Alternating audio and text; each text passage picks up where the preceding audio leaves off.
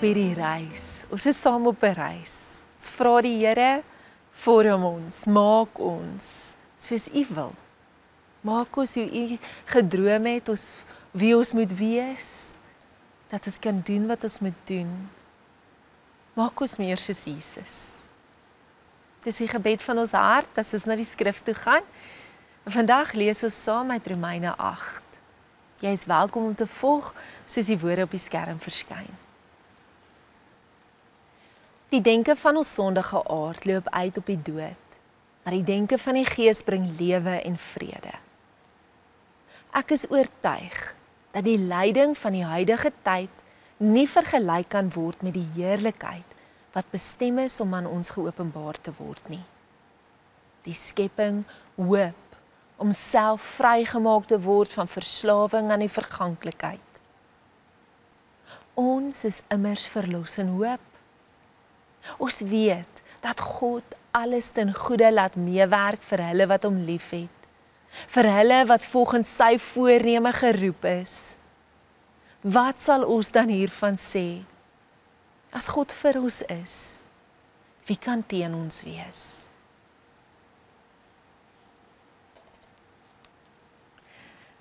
God is in beheer. Hierdie 4 woorde is seker van die grootste trooswoorde in Afrikaans. God is in beheer. Ons sê dit vir onsself en vir ander, veral in situasies waar dinge verkeerd loop, of wanneer een of ander ramp plaasgevind het, of wanneer ons een of ander groot verlies beleef. Partykeer gebruik ons 'n bietjie anders en sê alles gebeur vir 'n rede, want hy is in beheer. En dan troos ons mekaar met hierdie woorde, toe maar, toe maar. Betekende hierdie woorde dat die Here lyding veroorsaak? So sê God is in beheer? Verseker nie. Paulus stel ons voor aan 'n God wat huil, wat kreun oor dit wat nie goed is nie.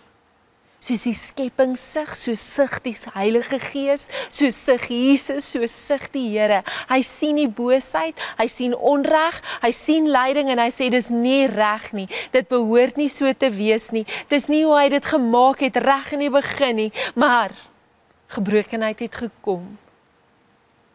En dit breek sy hart. Maar hy gaan dit omkeer.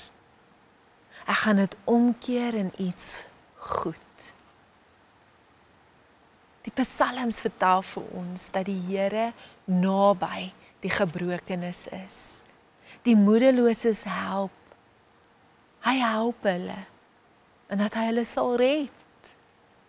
Jesus maak dit sentraal in sy lering en sy bediening, dat hy in ons moeilike omstandighede is, dat hy saam met ons voel. Hy het nie net 'n spesiale liefde vir die wat gebroken van gees is nie, hy identifiseer met hulle. Hy identifiseer sy teenwoordigheid met hulle met hulle gebrokenheid en verseker ons dat hy ons nooit, ooit sal los nie. Hy's met ons. En dit is belangrik om te sien dat hierdie gedeelte nie sê dat alle dinge eintlik goed is nie. Die skrif is baie duidelik dat sommige dinge in werklikheid glad nie goed is nie. Die Psalms sien ons dit. Ons sien dit later in Romeine. Ons sien dit in klaagliedere. Daar's soveel gedeeltes wat hierdie klaagliedere bevat, wat tot God roep vir regverdiging en redding te midde van ongeregtighede en slegte omstandighede. Selfs Paulus sê met kere dat sekere dinge nie goed is nie. Dis wanneer ons fisiese ewels soos natuurrampe, siektes in die gesig staar, morele ewels soos mishandeling, ongeregtigheid, sê Paulus nie vir ons om te sê dat daardie goed is nie. Hy sê nie ons moet dit goed noem nie. God kan hierdie dinge weliswaar vir 'n groter voordeel gebruik, maar dit maak dit nie op sigself goed nie. Hulle is steeds ewels. Gevolge van 'n lewe in 'n gebroke wêreld. En as ons nie versigtig is nie, kan ons dink dat hierdie woorde vir ons sê dat dinge op hulle eie tot ons bes wil gaan saamwerk. Paulus sê egter vir ons dat God self die een is wat alle dinge tot ons bes wil saamwerk. Ek het die Vader wat my liefhet en vrygespreek het. Ek het die Seun wat vir my gesterf en opgestaan het. En nou pleit die Heilige Gees. Ek het die Heilige Gees wat vir my bid en my advokaat by God die Vader is.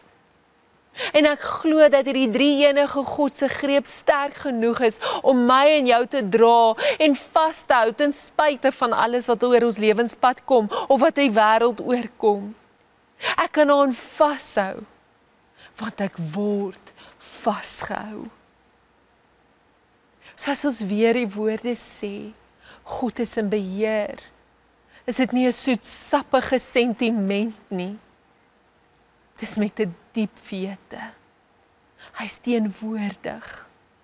Hy huil saam met my. Hy voel saam met my, maar hy sal my nie los nie. Hy sal my nie een keer los nie. Jy word vasgehou. En in jou eenkant kom tyd vandag. Wil jy nie jou oë toemaak en weet, jy word vasgehou nie. Jy is vasgehou. Hy hou jou in sy hand, jou naam is op sy handpalms gegraveer. Hy is met jou en hy sal jou nie laat gaan nie. Wat ook al jy in die gesig staar vandag, hy sal jou nie laat gaan nie. Here, dankie dat ons hierin kan vashou, dat ons kan weet, U is met ons. U is nie ver van ons nie, U is met ons. Amen.